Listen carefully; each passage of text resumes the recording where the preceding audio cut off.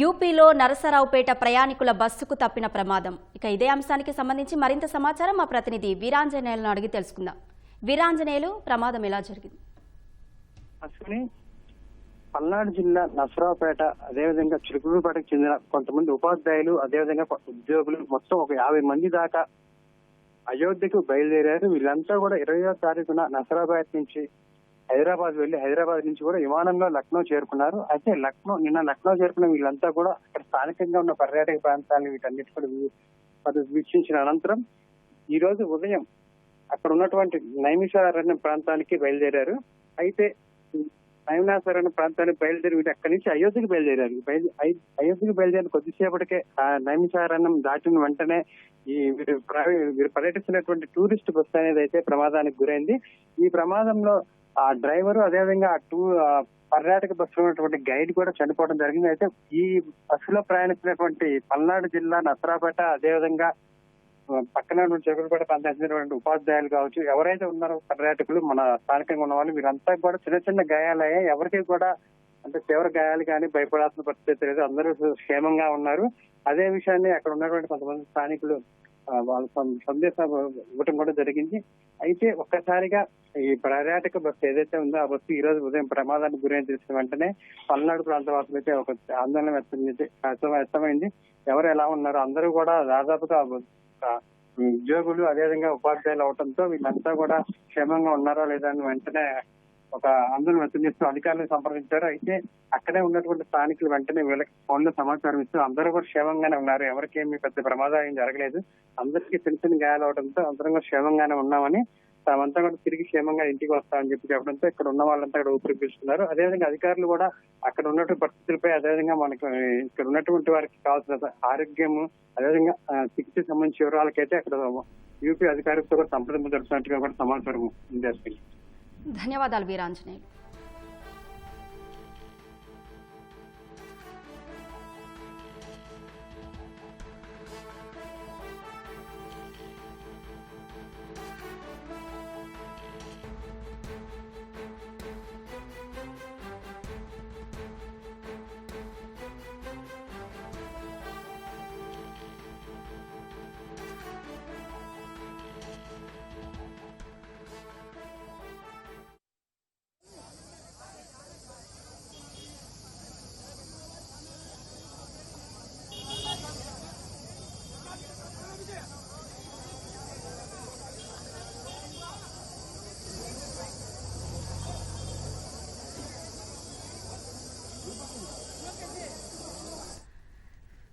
ఉత్తరప్రదేశ్లో జరిగిన రోడ్డు ప్రమాదంలో 2 మృతి చెందారు.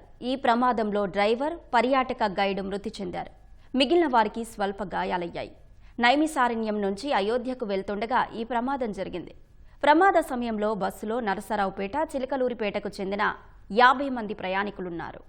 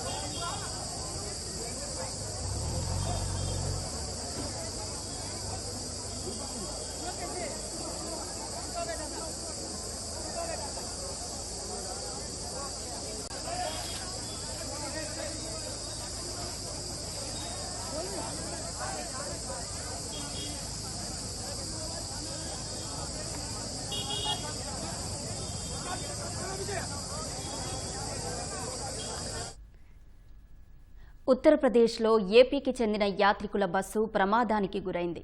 ఈ దుర్ఘటనలో 2 మృతి చెందారు. బస్సు డ్రైవర్, పర్యాటక గైడ్ చనిపోయారు.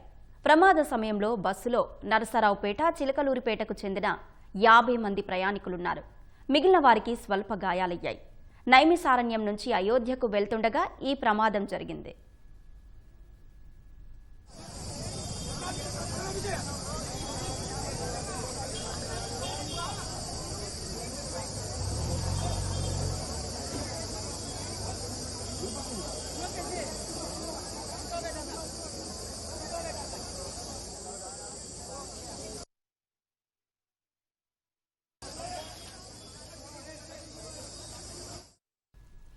ఉత్తరప్రదేశ్లో ఏపీకి చెందిన యాత్రికుల బస్సు ప్రమాదానికి గురైంది. ఈ దుర్ఘటనలో 2 మృతి చెందారు. బస్సు డ్రైవర్, పర్యాటక గైడ్ చనిపోయారు. ప్రమాద సమయంలో బస్సులో నరసరావుపేట, చిలకలూరిపేటకు చెందిన 50 మంది ప్రయాణికులున్నారు. బస్సు డ్రైవర్, పర్యాటక గైడ్ చనిపోగా మిగిలిన వారికి స్వల్ప గాయాలయ్యాయి.